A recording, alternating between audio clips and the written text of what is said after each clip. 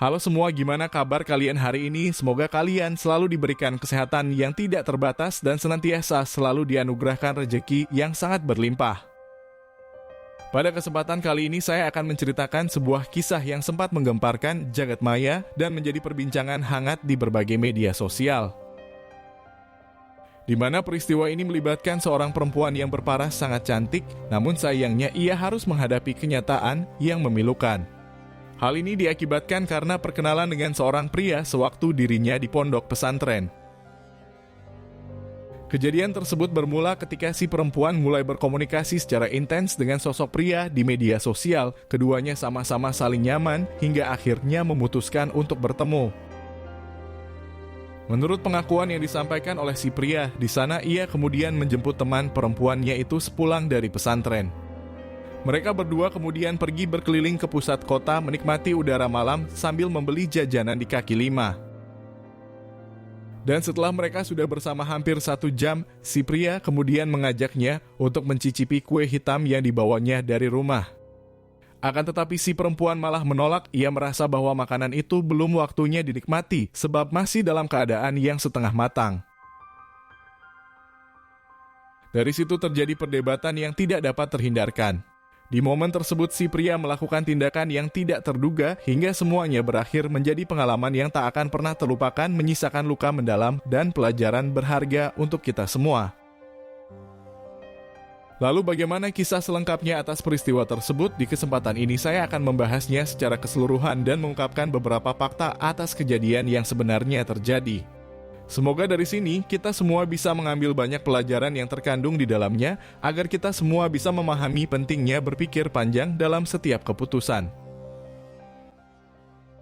Si perempuan yang ada di dalam kisah ini saya samarkan namanya menjadi Siti Nurhalijah. Ia berusia sekitar 20 tahun dan bertempat tinggal di Dukuh Mangunsari di Desa Tegalrejo di Kabupaten Kendal. Menurut keterangan yang saya dapatkan, diketahui bahwa sosok dari Nurhalijah dikenal sebagai pribadi yang soleha. Ia berperilaku santun dan sopan terhadap siapapun, latar belakang keluarganya pun terbilang agamis, mereka dihormati serta disegani di lingkungan tempat tinggalnya. Hingga atas dasar hal tersebut, si perempuan kemudian diberikan fasilitas untuk sekolah di salah satu pondok, ia bahkan sudah berada di sana sejak usianya masih belasan tahun. Upaya yang dilakukan oleh kedua orang tuanya itu sebagai upaya agar sang putri mampu mendalami ilmu agama sejak dini, sekaligus menghindari segala keburukan yang ada di luar sana. Kehidupan di pesantren dijalani dengan penuh dedikasi yang tinggi, ia terbiasa dengan rutinitas kegiatan ibadah serta interaksi yang mendidik. Pengalaman sehari-hari itu membentuknya menjadi sosok yang tidak hanya cerdas secara akademis, tetapi juga matang dalam budi pekerti dan akhlakul karimah. Namun seiring berjalannya waktu, perjalanan dari perempuan itu ternyata mulai kehilangan kendali. Hal ini disebabkan oleh pengaruh media sosial yang terasa nyata, terutama setelah ia aktif bermain di media sosial. Pada momen itu Nurhalijah kemudian mulai tertarik untuk menjaring pertemanan luas termasuk dengan lawan jenis. Terlebih beberapa teman dekatnya di pondok sudah memiliki pasangannya masing-masing. Ia kemudian menjadi penasaran sebagai upaya penjajakan diri dan ingin merasakan hal yang sama dengan teman-temannya yang lain. Hingga pada akhirnya ia mulai terfokus untuk berselancar di beberapa akun di platform dunia maya. Di sana ia memasang foto profil terbaik yang terlihat sempurna dan akhirnya beberapa orang mulai mengirimkan pesan untuk mencoba berkenalan. Namun tak semuanya dibalas sebab Nurhalijah memiliki kriteria sendiri dalam sudut pandangnya. Hingga sekitar beberapa minggu berikutnya, satu pria kemudian berhasil membuatnya tertarik. Ia merasa nyaman saat berbincang dan berkomunikasi dengannya. Pada saat itu si pria memperkenalkan dirinya sebagai sosok perantau dari Magelang. Ia sudah tinggal di Kabupaten Kendal sejak 3 tahun yang lalu. Ia bekerja di salah satu pabrik baja dengan penghasilan yang lumayan tinggi. Sosok yang dimaksud itu saya samarkan namanya menjadi Naufal. Usianya diperkirakan sekitar 23 tahun. Pria itu memiliki gaya komunikasi yang atraktif dan energik, kesan pribadinya tenang dan konsisten hingga membuatnya mudah dipercaya. Dan hal tersebut perlahan menumbuhkan perasaan berbeda di dalam diri Nurhalijah. Menurut keterangan yang disampaikan salah satu teman dekatnya, di sana ia bercerita bahwa sejak Nur Haliza membawa ponsel, dirinya memang sering meluangkan waktu bermain gadget itu di waktu istirahat. Meski kebiasaan yang dilakukannya itu tanpa sepengetahuan ustadz maupun pengawas, namun hal semacam ini ternyata cukup umum terjadi di lingkungan pondok. Sekitar beberapa waktu silam, perempuan itu kemudian mulai rutin membalas pesan ataupun sekedar menanyakan kabar dengan teman pria barunya tersebut. Kadangkala mereka tidak sungkan untuk terhubung lewat panggilan suara. Percakapan itu terjadi bahkan sampai larut malam. Dan setelah cukup lama berkenalan atau lebih tepatnya setengah tahun, keduanya kemudian berencana untuk segera bertemu.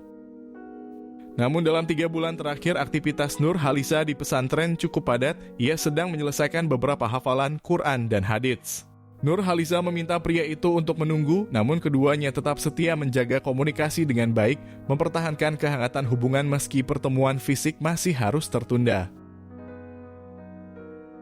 Dan tepat pada bulan Oktober di tahun 2024 silam, pertemuan yang dinanti itu akhirnya terwujud. Saat itu Nur Haliza mendapat libur selama 1 bulan penuh. Ia sudah menyelesaikan hafalan dan mendapat predikat santriwati terbaik. Sebuah pencapaian yang tentu sangat membanggakan, dan selepas itu selesai, ia ingin menikmati waktu di masa luang. Akan tetapi sesampainya Nur Haliza di rumah, ia ternyata tidak langsung bertemu dengan teman prianya tersebut. Kebetulan di rumahnya sedang ada acara keluarga, dan ia harus kembali menunggu selama hampir 1 minggu. Hingga setelah waktu itu tiba, Nur Haliza kemudian mempersiapkan diri dengan banyak hal. Ia mulai membeli perlengkapan kosmetik dan memakai wewangian yang paling harum. Dan sebelum berangkat, Nur Haliza kemudian meminta izin terlebih dahulu kepada kedua orang tuanya. Ia beralasan bahwa dirinya hendak pergi bersama dengan teman lamanya. Nur mengaku akan pergi ke pusat kota untuk sekedar melepas penat.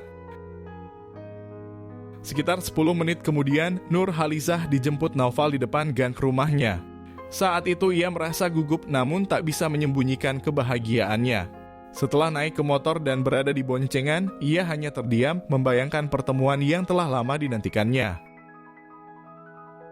Singkat cerita, mereka berdua kemudian pergi ke pusat kota. Keduanya sempat berhenti untuk membeli makanan ringan di warung kaki lima. Sikap dari Naufal sesuai dengan apa yang diharapkan. Ia termasuk pria yang penuh dengan perhatian, bahkan terkesan royal karena bersedia mengeluarkan modal di pertemuan pertama tersebut. Dan setelah 1 jam berkeliling di beberapa tempat, Naufal kemudian meminta izin untuk pulang sebentar ke rumah kontrakannya. Ia mengaku bahwa dompetnya tertinggal dan tidak memiliki cukup uang untuk membeli bensin, sehingga sebelum mengantarnya pulang ia harus menyelesaikan urusannya terlebih dahulu. Pada momen itu, Nur Haliza tak keberatan mengikuti Naufal hingga sampai di depan pintu kamarnya. Di sana ia dipersilakan melihat sekaligus diperkenalkan dengan tempat tinggalnya, sebuah ruang peristirahatan di kota perantauan yang menjadi dunianya selama jauh dari keluarga. Kejadian itu diperkirakan berlangsung sekitar pukul 8 malam, waktu yang sebenarnya belum terlalu larut, sehingga beberapa aktivitas penghuni kontrakan lain masih tampak di luar. Keduanya pun memutuskan untuk mengobrol sejenak di sana. Naufal bahkan menyuguhkan es teh manis sebagai pelengkap percakapan ringan, menciptakan suasana hangat dan akrab di antara keduanya. Dalam pengakuan yang disampaikan oleh Naufal, di sana ia bercerita bahwa sekitar setengah jam kemudian ia tiba-tiba saja merasa lapar. Ia kemudian memberitahu teman perempuannya tersebut. Dengan nada yang halus dan lembut, Naufal kemudian meminta kue apem hitam yang tersimpan di balik celananya. Ia berharap Nur Haliza bersedia untuk membuka bungkusan itu tanpa memberi alasan apapun. Namun sayangnya perempuan tersebut menolak. Dengan sopan ia memberi penjelasan bahwa makanan hitam itu tidak boleh dinikmati sebelum waktunya tiba. Nur Haliza bahkan sempat menjauh sedikit menjaga jarak karena teman prianya itu mulai bersikap tidak biasa. Permintaan yang diinginkannya dianggap terasa tidak masuk akal. Hingga pada akhirnya perdebatan di antara keduanya tidak dapat terhindarkan. Pria yang merasa lapar itu kemudian tetap ingin memakannya, meminta kembali kue di tangan Nur Haliza. Ia menginginkan apem hitam itu tanpa terkecuali, sebuah makanan yang sepatutnya sudah umum dicicipi sebelum benar-benar matang sepenuhnya. Namun pertentangan di antara keduanya tidak berlangsung lama. Naufal menyudahi perdebatan karena merasa khawatir mengganggu tetangga di sekitar. Ia kemudian memutuskan untuk mengantar perempuan itu pulang dengan perasaan kecewa. Ia mengendarai motor dengan suasana hening satu sama lain, meresapi situasi yang dalam terasa asing kembali. Akan tetapi tepat di sebuah jalan yang menjadi penghubung antar desa, Nurhaliza tiba-tiba saja meminta untuk turun dari motor. Entah apa yang terlintas di dalam pikirannya saat itu. Ia juga meluapkan rasa kecewa atas ketidakharmonisan di ujung pertemuan mereka berdua. Keduanya kemudian berhenti di pertigaan di dekat sawah. Naufal mencoba untuk menenangkan, namun perempuan itu tetap menginginkan untuk turun sendirian. Dan satu hal yang sangat disayangkan, Nurhaliza ternyata sempat mengekspresikan rasa kecewa itu dengan kalimat yang tidak menyenangkan. Mendengar ledakan dari kemarahan Nurhaliza, Naufal mulai merasakan hati kecilnya ikut tersentuh, tersinggung dengan ucapan yang seharusnya bisa ditahan. Pada awalnya ia memilih untuk menahan diri dan tidak bertindak secara spontan. Ia kemudian tak mengizinkan si perempuan untuk turun karena kasihan akan sendirian. Dan selepasnya langsung melajukan motor di tengah jalan persawahan, mencoba bertanggung jawab untuk mengantarnya sampai di depan rumah. Akan tetapi tak disangka di tengah perjalanan pikirannya berubah. Setelah sampai di sebuah daerah terpencil, ia melihat peternakan ayam milik warga yang tampak kurang terawat. Di sana ia berhenti sejenak untuk menyelesaikan masalah di antara keduanya. Hal ini lantaran Nurhaliza terus-menerus mengomelinya sewaktu di perjalanan tadi. Namun suasana yang sebelumnya sudah tegang membuat emosi mereka kembali memuncak. Perdebatan kecil yang semula tampak sepele kini terasa lebih berat. Satu ucapan dari keduanya memicu kebingungan dan ketegangan hingga mereka berdua sulit menahan amarah masing-masing. Dan tepat di tempat tersebut, sebuah reaksi spontan tak dapat lagi dikendalikan. Naufal terbawa perasaan tanpa menyadari sepenuhnya bahwa tindakannya muncul dari dorongan emosi. Singkat cerita, Naufal kemudian langsung meninggalkan desa tersebut. Ia mengendarai sepeda motornya dengan hati yang dipenuhi perasaan campur aduk antara penyesalan dan kekosongan. Setiap putaran roda seakan menambah beban yang ia rasakan, menyadarkannya betapa kurangnya kontrol diri bisa membawa dampak yang tak terduga. Dalam keheningan malam ia menatap jauh ke depan seolah mencari jawaban dari semua kekacauan yang baru saja terjadi. Ia menyadari bahwa satu keputusan bisa meninggalkan jejak emosional yang begitu dalam. Tepat di keesokan paginya, suasana desa yang biasanya tenang mendadak dikejutkan oleh penampakan yang tidak biasa. Warga yang melihatnya merasa bingung dan cemas, beberapa bahkan menahan napas sambil saling bertukar pandang, menyadari bahwa sesuatu yang ganjil berada di sekitar mereka. Rasa penasaran sekaligus kekhawatiran membuat mereka segera menghubungi pihak terkait, berharap adanya penanganan cepat agar risiko yang mungkin timbul dapat diminimalisir. Menurut keterangan yang saya dapatkan, pihak keluarga tentu merasa sangat terkejut, seolah dunia mereka runtuh dalam sekejap. Kesedihan yang mendalam menyelimuti hati mereka membuat setiap napas terasa berat. Tidak ada firasat sedikit pun yang memberi peringatan tentang keadaan sang putri, sehingga kabar tersebut hadir bagaikan mimpi buruk yang akan terus menghantui. Sementara itu dalam prosesi penyelidikan lanjutan, pihak berwenang akhirnya berhasil mengantongi identitas Naufal. Jejaknya ditelusuri hingga ke rumah kontrakannya di mana pemuda itu berada tanpa berusaha melarikan diri. Saat pihak berwenang mendatanginya, ia tidak menunjukkan perlawanan, seolah menyadari bahwa segala tindakan yang terjadi tak bisa lagi diubah.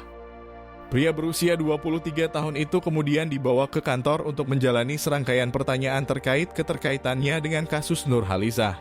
Seluruh proses dilakukan pihak berwenang secara tertib dan profesional, memastikan semua langkah pemeriksaan sesuai prosedur yang berlaku.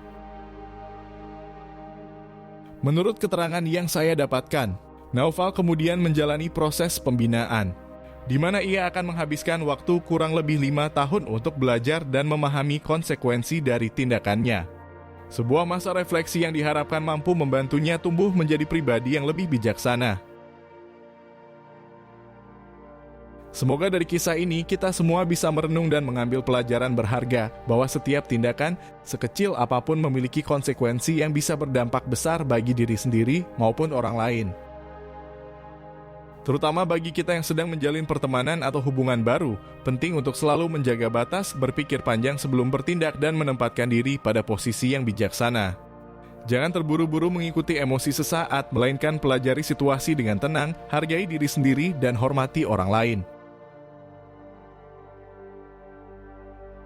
Semoga setiap hal yang terjadi membawa hikmah berharga untuk kita semua. Terima kasih sudah menonton video ini sampai habis. Berikan admin dukungan dengan menekan tombol suka dan tuliskan pendapatmu di bawah kolom komentar.